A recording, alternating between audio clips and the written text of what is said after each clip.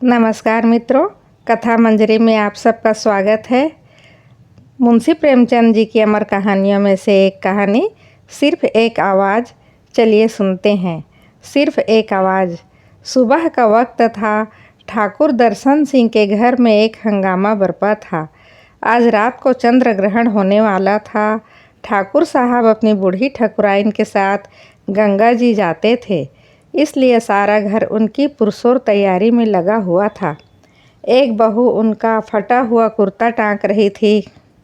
दूसरी बहू उनकी पगड़ी लिए सोचती थी कि कैसे इसकी मरम्मत करूं। दोनों लड़कियां नाश्ता तैयार करने में तल्लीन थी, जो ज़्यादा दिलचस्प काम था, और बच्चों ने अपनी आदत के अनुसार एक कोहराम मचा रखा था, क्योंकि हर एक आने जाने के मौके पर उनका रोने का जोश उमंग पर होता था। जाने के वक्त साथ जाने के लिए रोते, आने के वक्त इसलिए रोते कि सरनी का बाटा बखरा मनोनुकूल नहीं हुआ। बड़ी ठकुराइन बच्चों को फुसलाती थी और बीच बीच में अपनी बहुओं को समझाती थी, देखो खबरदार, जब तक उग्रह न हो जाए घर से बाहर न निकलना। हंसिया, छुरी, कुल्हाड़ी इन्हें हाथ से मत छूना, समझाए देती हूँ। मानना चाहे न मानना, तुम्हें मेरी बात की परवाह है? मुँह में पानी की बूंदें ना पड़े। नारायण के घर विपत पड़ी है। जो साधु भिखारी दरवाजे पर आ जाए उसे फेरना मत। बहुओं ने सुना और नहीं सुना। वे मना रही थी कि किसी तरह यह यहाँ से टले। फागुन का महीना है, गाने को तरस गए। आज खूब गाना बजाना होगा। ठाकुर साहब थे तो बूढ़े, लेकिन बुढ़ापे का असर दिल तक नहीं पहुंचा था। उन्हें इस बात का गर्व था कि कोई ग्रहण गंगा स्नान के बगैर नहीं छूटा। उनका ज्ञान आश्चर्यजनक था। सिर्फ पत्रों को देखकर महीनों पहले सूर्य ग्रहण और दूसरे पर्वों का दिन बता देते थे। इसीलिए गांव वालों की निगाह में उनकी इज्जत अगर पंडितों से ज़्यादा न थी तो कम भी न थी। जवानी में कुछ दिनों फौज में नौकरी भी की थी। उसकी गर्मी अब तक बाकी थी। मजाल न थी कि कोई उनकी एक तरफ सीधी आंख से देख सके। सम्मान लाने वाले एक चपरासी को ऐसी व्यवहारिक चेतावनी दी थी जिसका उदाहरण आसपास के 10-5 गांव में भी नहीं मिल सकता। हिम्मत और हौसलों के कामों में अब भी आगे आगे रहते थे। किसी काम को मुश्किल बता देना उनकी हिम्मत को प्रेरित कर देना था। जहाँ सबकी ज़बानें बंद हो जाए वहाँ वे शेरों की तरह गरजते थे। जब कभी गांव में दरोगा जी तशरीफ़ लाते तो ठाकुर साहब ही का दिल गुर्दा था कि उनसे आंखें मिलाकर आमने सामने बात कर सके। ज्ञान की बातों को लेकर छिड़ने वाली बहसों के मैदान में भी उनके कारनामे कुछ कम शानदार न थे। झगड़ा पंडित हमेशा उनसे मुंह छिपाया करते। गरज ठाकुर साहब का स्वभावगत गर्व और आत्मविश्वास उन्हें हर बारात में दूल्हा बनने पर मजबूर कर देता था। हाँ, कमजोरी इतनी थी कि अपना आल्हा भी आप ही गा लेते और मज़े ले लेकर, क्योंकि रचना को रचनाकार ही खूब बयान करता है। जब दोपहर होते होते ठकुराइन गांव से चले तो सैकड़ों आदमी उनके साथ थे और पक्की सड़क पर पहुँचे तो यात्रियों का ऐसा तांता लगा हुआ था कि जैसे कोई बाजार है। ऐसे ऐसे बूढ़े लाठियाँ टेकते या डोलियों पर सवार चले जाते थे जिन्हें तकलीफ़ देने की यमराज ने भी कोई ज़रूरत न समझी थी। अंधे दूसरों की लकड़ी के सहारे कदम बढ़ाए जाते थे। कुछ आदमियों ने अपनी बूढ़ी माताओं को पीठ पर लाद लिया था। किसी के सर पर कपड़ों की पोटली, किसी के कंधे पर लोटा डोर, किसी के कंधे पर कांवर। कितने ही आदमियों ने पैरों पर चिथड़े लपेट लिए थे। जूते कहाँ से लाएं? मगर धार्मिक उत्साह का यह वरदान था कि मन किसी का मैला न था। सबके चेहरे खिले हुए, हंसते हंसते बातें करते जा रहे थे। कुछ औरतें गा रही थी, चांद सूरज दोनों लोक के मालिक, एक दिना उन्हों पर बनती, हम जानी हम ही पर बनती। ऐसा मालूम होता था यह आदमियों की एक नदी थी जो सैकड़ों छोटे छोटे नालों और धारों को लेती हुई समुद्र से मिलने के लिए जा रही थी। जब यह लोग गंगा के किनारे पहुँचे तो तीसरे पहर का वक्त था, लेकिन मीलों तक कहीं तिल रखने की जगह न थी। इस शानदार दृश्य से दिलों पर ऐसा रौब और भक्ति का ऐसा भाव छा जाता था कि बरबस गंगा माता की जय की सदाएं बुलंद हो जाती थी। लोगों के विश्वास उसी नदी की तरह उमड़े हुए थे और वह नदी, वह लहराता हुआ नीला मैदान, वह प्यासों की प्यास बुझाने वाली, वह निराशों की आशा, वह वरदानों की देवी, वह पवित्रता का स्रोत, वह मुट्ठी भर खाक को आसरा देने वाली गंगा हंसती मुस्कुराती थी और उछलती थी। क्या इसलिए कि आज वह अपनी चौतरफा इज्जत पर फूली न समाती थी, या इसलिए कि वह उछल उछल कर अपने प्रेमियों के गले मिलना चाहती थी, जो उसके दर्शनों के लिए मंजिल तय करके आए थे, और उसके परिधान की प्रशंसा किस जबान से हो, जिस सूरज से चमकते हुए तारे टाँके थे और जिसके किनारों को उसकी किरणों ने रंग बिरंगे सुंदर गतिशील फूलों से सजाया था। अभी ग्रहण लगने में घंटे की देर थी। लोग इधर उधर टहल रहे थे। कहीं मदारियों के खेल थे, कहीं चूरन वाले की लच्छेदार बातों के चमत्कार। कुछ लोग मेढ़ों की कुश्ती देखने के लिए जमा थे। ठाकुर साहब भी अपने कुछ भक्तों के साथ सैर को निकले। उनकी हिम्मत ने गवारा न किया कि इन बाजारू दिलचस्पियों में शरीक हों। यकाएक उन्हें एक बड़ा सा सामियाना तना हुआ नजर आया। वहाँ ज़्यादातर पढ़े लिखे लोगों की भीड़ थी। ठाकुर साहब ने अपने साथियों को एक किनारे पर खड़ा कर दिया और खुद गर्व से ताकते हुए फर्श पर जा बैठे, क्योंकि उन्हें विश्वास था कि यहाँ पर उन देहातियों की ईर्ष्या दृष्टि पड़ेगी और संभव है कुछ ऐसी बारीक बातें भी मालूम हो जाए तो उनके भक्तों को उनकी सर्वज्ञता का विश्वास दिलाने में काम दे सके। यह एक नैतिक अनुष्ठान था। 2-2.5 हजार आदमी बैठे हुए एक मधुर भाषी वक्ता का भाषण सुन रहे थे। फैशनेबल लोग ज़्यादातर अगली पंक्ति में बैठे हुए थे, जिन्हें कनबत्तियों का इससे अच्छा मौका नहीं मिल सकता था। कितने ही अच्छे कपड़े पहने हुए लोग इसलिए दुखी नज़र आते थे कि उनकी बगल में निम्न श्रेणी के लोग बैठे हुए हैं। भाषण दिलचस्प मालूम पड़ता था। वज़न ज़्यादा था और चटखारे कम, इसलिए तालियां नहीं बजती थी। वक्ता ने अपने भाषण में कहा, मेरे प्यारे दोस्तों, यह हमारा और आपका कर्तव्य है। इससे ज़्यादा महत्वपूर्ण, ज़्यादा परिणामदायक और काम के लिए ज़्यादा शुभ और कोई कर्तव्य नहीं है। हम मानते हैं कि उनके आचार व्यवहार की दशा अत्यंत करुण है, मगर विश्वास मानिए यह सब हमारी करनी है। उनकी इस लज्जाजनक सांस्कृतिक स्थिति का जिम्मेदार हमारे सिवा और कौन हो सकता है। अब इसके सिवा और कोई इलाज नहीं है कि हम उस घृणा और उपेक्षा को जो उनकी तरफ से हमारे दिलों में बैठी हुई है धोएं, और खूब मल मल कर धोएं। यह आसान काम नहीं है। जो काली कई हजार वर्षों से जमी हुई है वह आसानी से नहीं मिट सकती। जिन लोगों की छाया से हम बचते आए हैं, जिन्हें हमने जानवरों से भी जलील समझ रखा है, उनसे गले मिलने में हमको त्याग और साहस और परमार्थ से काम लेना पड़ेगा।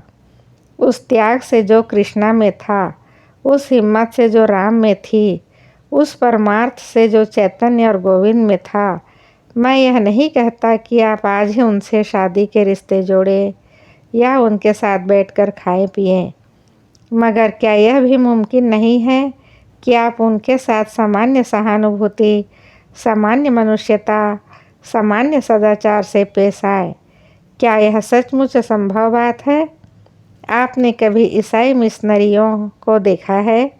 आह, जब मैं एक उच्च कोटि का सुंदर सुकुमार गौरवर्ण लेडी को अपनी गोद में काला कलूटा बच्चा लिए हुए देखता हूँ, जिसके बदन पर फोड़े हैं, खून है और गंदगी है, वह सुंदरी उस बच्चे को चूमती है, प्यार करती है, छाती से लगाती है, तो मेरा जी चाहता है उस देवी के कदमों पर सिर रख दूँ।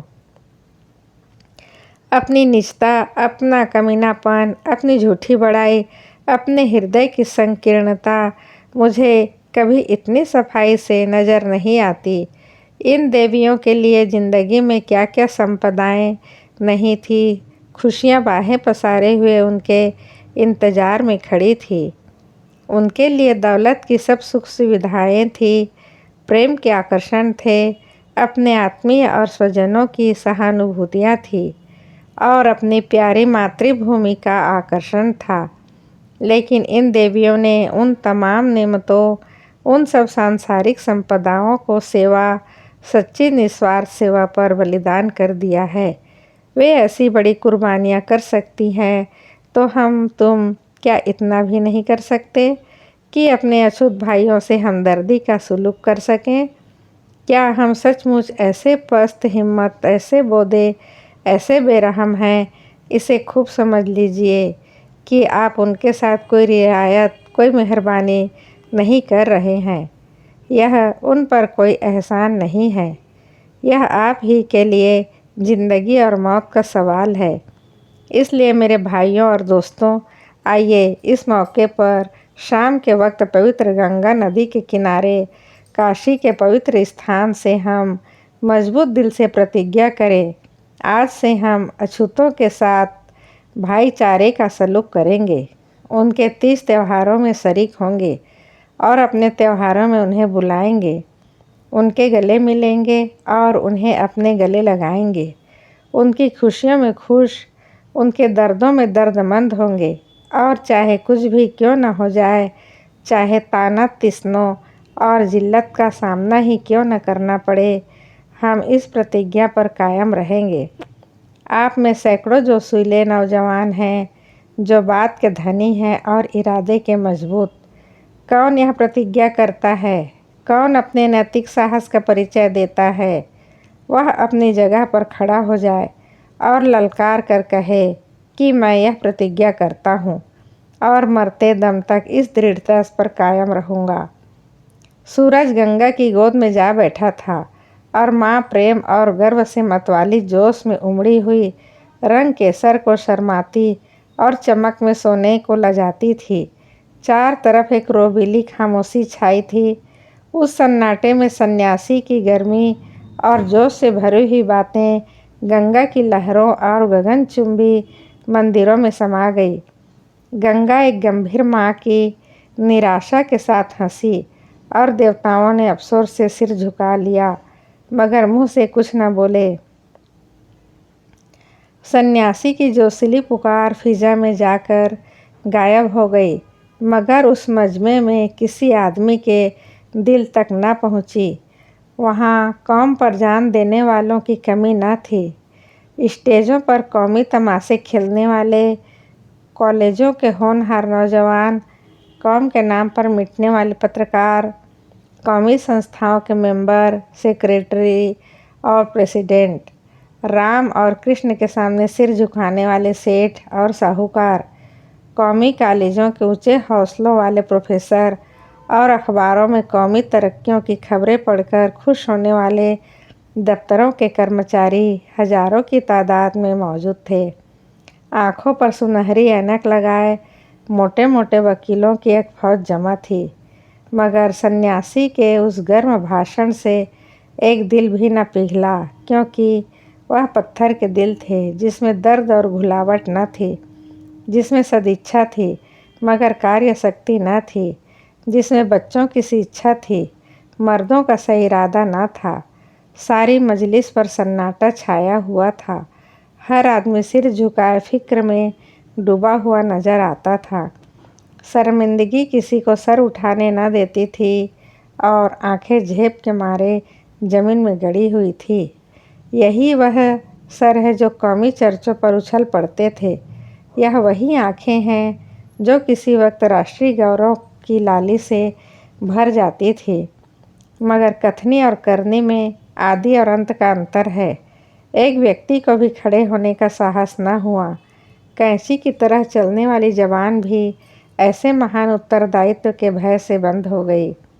ठाकुर दर्शन सिंह अपनी जगह पर बैठे हुए उस दृश्य को बहुत गौर से और दिलचस्पी से देख रहे थे। वह अपने मार्मिक विश्वासों में चाहे कट्टर हो या ना हो, लेकिन सांस्कृतिक मालों में वे कभी अगुवाई करने के दोषी नहीं हुए। इस पेचीदा और डरावने रास्ते में उन्हें अपनी बुद्धि और विवेक पर भरोसा नहीं होता था। यहाँ तर्क और युक्ति को भी उनसे हार माननी पड़ती थी। इस मैदान में वह अपने घर की स्त्रियों की इच्छा पूरी करने में अपना कर्तव्य समझते थे, और चाहे उन्हें खुद किसी मामले में कुछ ऐतराज़ भी हो, लेकिन यह औरतों का मामला था और इसमें वे हस्तक्षेप नहीं कर सकते थे, क्योंकि इससे परिवार की व्यवस्था में हलचल और गड़बड़ी पैदा हो जाने की ज़बरदस्त आशंका रहती थी। अगर किसी वक्त उनके कुछ जोशीले नौजवान दोस्त इस कमजोरी पर उन्हें आड़े हाथों लेते तो वे बड़ी बुद्धिमत्ता से कहा करते थे, भाई यह औरतों के मामले हैं, उनका जैसा दिल चाहता है करती हैं, मैं बोलने वाला कौन हूँ। गरज यहाँ उनकी फौजी गर्म मिजाजी उनका साथ छोड़ देती थी। यह उनके लिए तिलस्मी की घाटी थी, जहाँ होश हवास बिगड़ जाते थे और अंधे अनुकरण का पैर बंधी हुई गर्दन पर सवार हो जाता था। लेकिन यह ललकार सुनकर वे अपने को काबू में न रख सके। यही वह मौका था जब उनकी हिम्मतें आसमान पर जा पहुंचती थी। जिस बेड़े को कोई न उठाए उसे उठाना उनका काम था। वर्जनाओं से उनको आत्मिक प्रेम था। ऐसे मौके पर वे नतीजे और मसलहत से बगावत कर जाते थे और उनके इस हौसले में यश के लोभ का उतना दखल नहीं था जितना उनके नैसर्गिक स्वभाव का।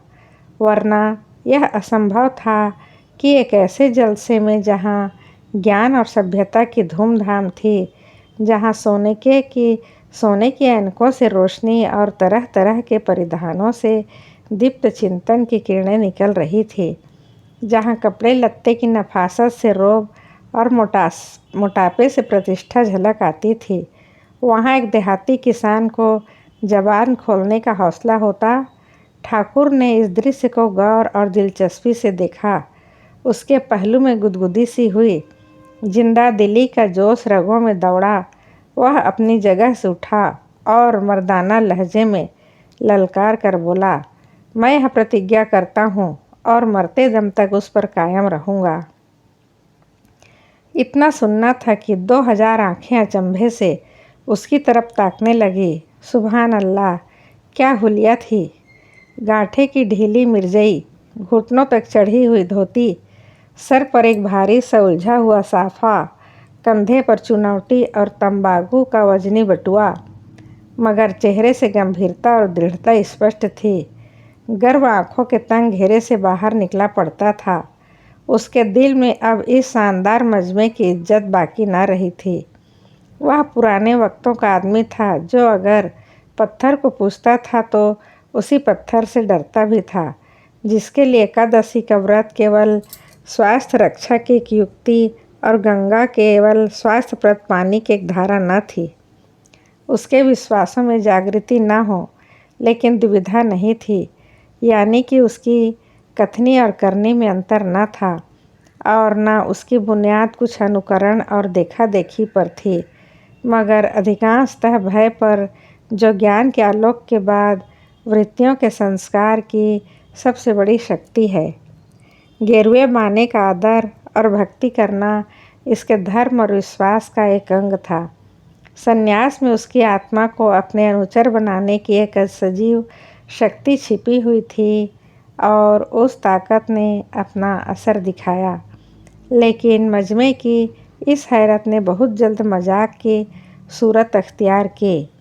मतलब भरी निगाहें आपस में कहने लगी, आखिर गंवार ही तो ठहरा, देहाती है, ऐसे भाषण कभी काहे को सुने होंगे। बस उबल पड़ा। उथले गड्ढे में इतना पानी भी ना समा सका। कौन नहीं जानता कि ऐसे भाषणों का उद्देश्य मनोरंजन होता है। 10 आदमी आए, इकट्ठे बैठ कुछ सुना, कुछ गपशप मारी और अपने अपने घर लौटे। ना यह कि कौल करार करने बैठे, अमल करने के लिए कस्में खाए। मगर निराश सन्यासी सो रहा था। अफसोस, जिस मुल्क की रोशनी में इतना अंधेरा है वहाँ कभी रोशनी का उदय होना मुश्किल नज़र आता था। इस रोशनी पर, इस अंधेरी, मुर्दा और बेजान रोशनी पर मैं जहालत को, अज्ञान को ज़्यादा ऊंची जगह देता हूँ। अज्ञान में सफाई है और हिम्मत है। उसके दिल और ज़बान में पर्दा नहीं होता। न कथनी और न कथनी में करने में विरोध। क्या यह अफसोस की बात नहीं है कि ज्ञान और अज्ञान के आगे सिर झुकाए? इस सारे मजमे में सिर्फ एक आदमी है जिसके पहलू में मर्दों का दिल है और वो उसे बहुत सजग होने का दावा नहीं, लेकिन मैं उसके अज्ञान पर ऐसी हजारों जागृतियों को कुर्बान कर सकता हूँ। तब वह प्लेटफार्म से नीचे उतरे और दर्शन सिंह को गले लगाकर कहा, ईश्वर तुम्हें प्रतिज्ञा पर कायम रखे। जब अगस्त सितंबर 1913। धन्यवाद मित्रों, अगली कहानी में फिर मिलते हैं।